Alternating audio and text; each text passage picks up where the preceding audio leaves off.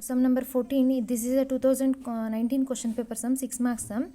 A company manufactures two products X and Y using common facilitate. The following cost data for a month are prescribed to you. Particulars product X, product Y. Units produced, product X 5,000, product Y 60,000. Total machine hours 20,000 and 1,20,000. Total number of setups 20 and 44. Total number of purchase order 100, 384. So these are the P product information, these are the Y product information. The annual overheads are as under: volume related activity expenses rupees 5,50,000. These are the information related to activities. Okay, setup related expenses rupees 8,20,000. Expenses relating to orders 6,18,000. Calculated the overhead per unit absorbed using activity based costing approach. So first we should find out the step number 1, calculation of the CDR. CDR equals to cost pool divided by cost drive. So first one information, volume expenses. They are given the information about the volume expenses 5,50,000 and setup related expenses 8,20,000. Expenses relating to order 6,18,000. Based on the cost, we are ascertain the CDR. That means volume expenses 5,50,000 divided by the volume expenses calculated based on the number of machine hours. Number of machine hours 20,000 plus 1,20,000. This is a product X, this is a product Y. So 20,000 plus 1,20,000 equals to 1,40,000. 5,50,000 divided by 1,40,000 equals to 3.9 per volume expenses. Next, setup cost is 8,20,000. Setup cost calculated based on the number of setups. Number of setups, they are given the information of product X 20, product Y 44. 20 plus 44 equals to total 64. 8,20,000 divided by 64 equals to 12,812.5 per setup. Next, expenses order 6,18,000 divided by product X, number of expenses orders 100, product Y 384, total 484. So 6,18,000 divided by 484 equals to 1,276.8 per order. Next, step number 2, calculation of the cost for batch of 65,000 units. So because 65,000 units is nothing but product X 5,000 and product Y 60,000, total 65,000 units. Silly, they are not given the information about the direct material and direct labor, so that's why we should not calculate the direct labor and direct expenses. We should go with the indirect expenses. Okay, indirect expenses is nothing but we are already calculating the per order, per volume and per setup expenses. So volume, setups, right on the machinery orders. These are the information related to indirect expenses. So per order per volume expenses 3.9, per setup 12,812.5, per order 1,276.8. So volumes, number of volumes, they are given the information of individual products. So total machine hours 20,000, total setups 20, total purchase order 100 of product X. So volume total 20,000 units product X into per volume 3.9. So 20,000 into 3.9 equals to 78,000. Total setups is 20, number of setups into per setup 12,812.5 multiply ಮಾಡಿದ್ರೆ 2,56,250 rupees. Next, total machinery orders 100, per machinery order 1,276.8, total value 1,27,680. So total cost ಅನ್ನು add ಮಾಡಿದ್ರೆ 4,61,930 rupees is the total cost of product X ದಾಗತ್ತೆ. Next ಅದೇ ರೀತಿ product ವೈದು ಕೂಡ so volume setups machineries same ಬರುತ್ತೆ, per setups per volumes and per machinery orders. So ಇಲ್ಲಿ units ಏನಾಗುತ್ತೆ ಚೇಂಜ್ ಆಗುತ್ತೆ. ಇಲ್ಲಿ ಕೊಟ್ಟಿರುವಂಥ ಇನ್ಫಾರ್ಮೇಷನ್ ಪ್ರಕಾರ 1,20,000 ಬಂದು ಮೆಷಿನ್ ಅವರ್ಸು, 44 ಬಂದು setup cost, number of purchase order ಬಂದು 384.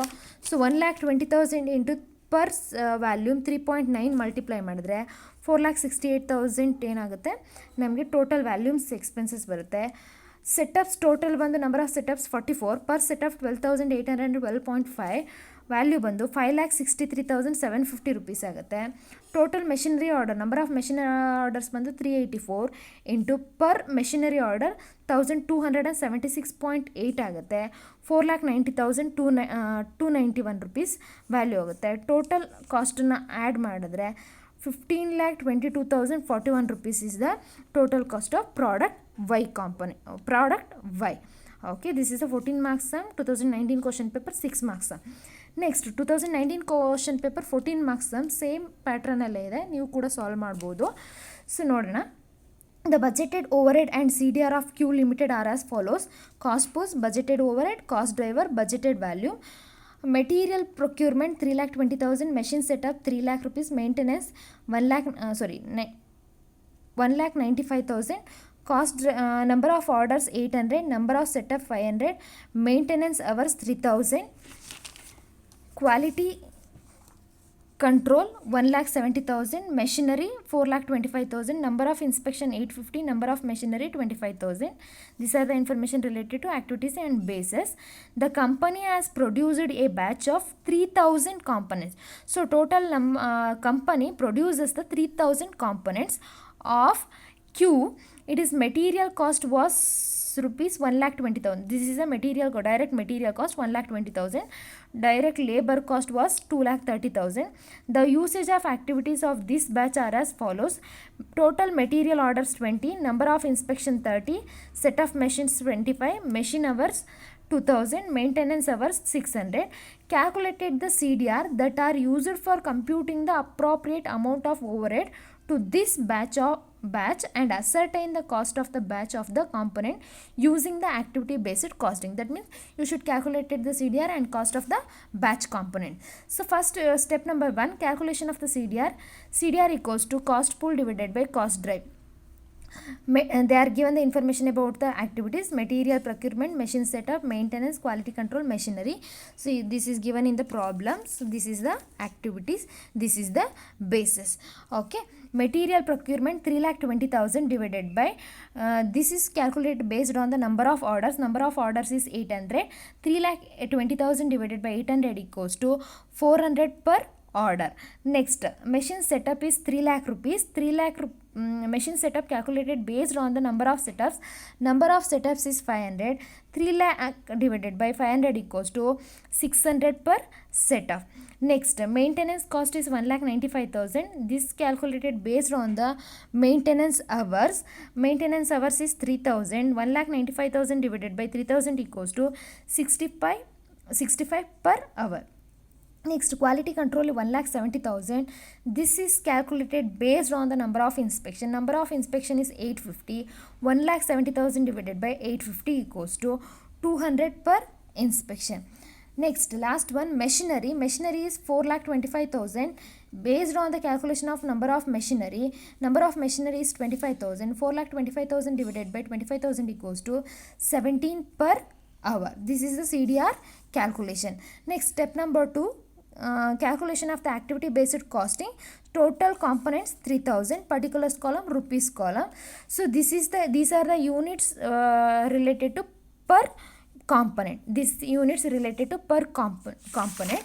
Okay, so let us calculate the cost of total 3,000 components. So first one, material and labor. These are the information given in the problem. So material cost is 1,20,000 and 2,30,000 is the labor cost. Write down the 1,20,000 and 2,30,000 under the head of amount column. Next, overhead. Overheads is nothing but activities. This is it is nothing but indirect cost.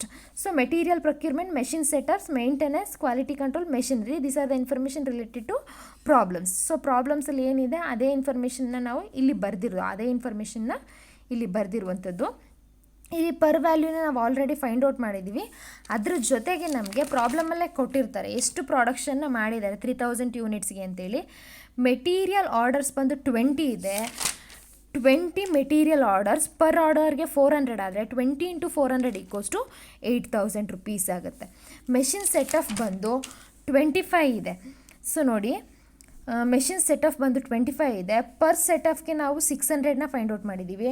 25 into 600 equals to ನಮಗೆ 15,000 rupees value ಬರುತ್ತೆ. Next maintenance ಬಂದು ನೋಡಿ, maintenance ಬಂದು 600 ಇದೆ. Per maintenance ಬಂದು 65 rupees ಇದೆ. 600 into 65 ಈಕ್ವಲ್ಸ್ಟು total value ಬಂದು 39,000 rupees ಆಗುತ್ತೆ. ನೆಕ್ಸ್ಟ್ ಕ್ವಾಲಿಟಿ ಕಂಟ್ರೋಲ್ 30 ಇದೆ ನಮಗೆ.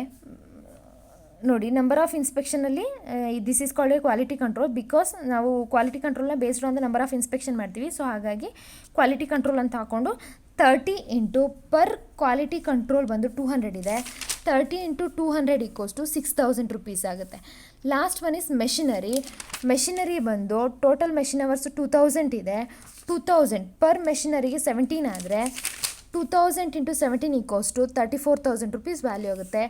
ಟೋಟಲ್ ಅಮೌಂಟ್ ಕಾಲಮ್ನ ಆ್ಯಡ್ ಮಾಡಿದ್ರೆ 4,52,000 rupees ಟೋಟಲ್ ಕಾಸ್ಟ್ ಬರುತ್ತೆ.